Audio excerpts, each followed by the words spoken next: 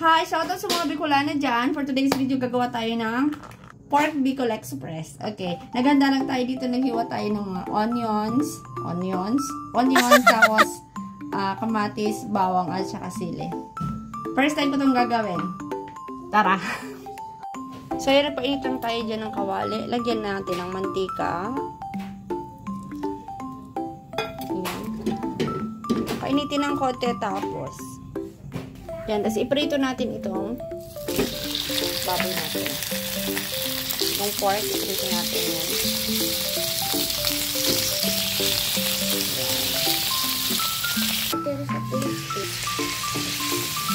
Tapos ganyan lang natin. Tingnan natin kung medyo brown.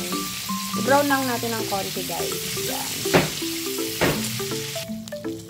Pagkaluto niya, pagka na brown na siya, hanguin muna natin yan. Tapos i-set aside. Yan, tapos binawasan lang natin ang mantika. Ilagay na natin ang bawang. Ilutuin ng konti. Tapos isunod natin ang sibuyas. Mekos, guys. Yan. Next naman is kamatis. Yan. Salin na natin yan. Mekos pa rin. Tinakpan ko lang, guys, para maluto lalo yung maluto ng husto yung kamatis. Yan, nag-is okay na siya. Yan, haluin. Sunod natin ang gata. Ayun, koko mama, gata. Lutuin natin ng very light, pakuluin. So, hindi na natin kailangan takpan, no? Haluin natin ng konti. Ayan. Kukulo na rin yan. Agad-agad. Ayan, kumukulo na. Isalin lang natin ang pork.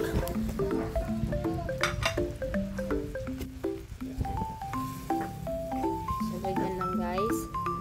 Tapos, salinan natin siya ng konting tubig. Tubig ito, guys, ha? Nilagay ko yung tubig dito. Yan. Kunting tubig lang, tansya lang. So, yan. Konti lang tong luto ko kasi good for 3 kids and for me. Ganun lang ako magluto. Medyo padulit na. Okay. And then, takpan natin siya. Yan, guys. Kumukulo na siya. Lagyan natin siya ng konting bagoong. So, ito. Cook bagoong yan. Then, mekos konti. Titimplahan na natin to siya, guys. Paminta, asin, tapos, granules na garlic powder. Yan, naglagay ako paminta dyan, tapos sarap na rin. Para lang may lasa. Paminta at saka asin. Ilagay ko din siya. So, paluan lang natin siya ng konti.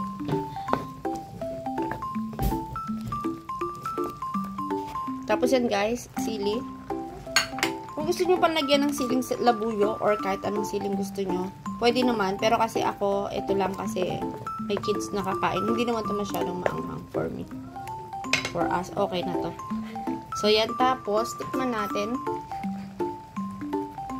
Ilagay nyo na ang naaayon sa panlasa nyo. So, for me, okay na to. Pakukuluan na natin, tapos okay na siya. Yan, dahil luto na ang ating Bicol Express, salin na natin yan. Tingnan nyo naman, ang sarap. Tayong flavor. Ito na siya, guys.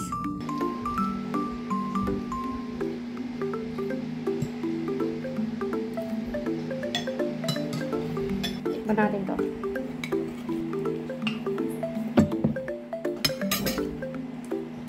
Sarap. That's all for now. Bye!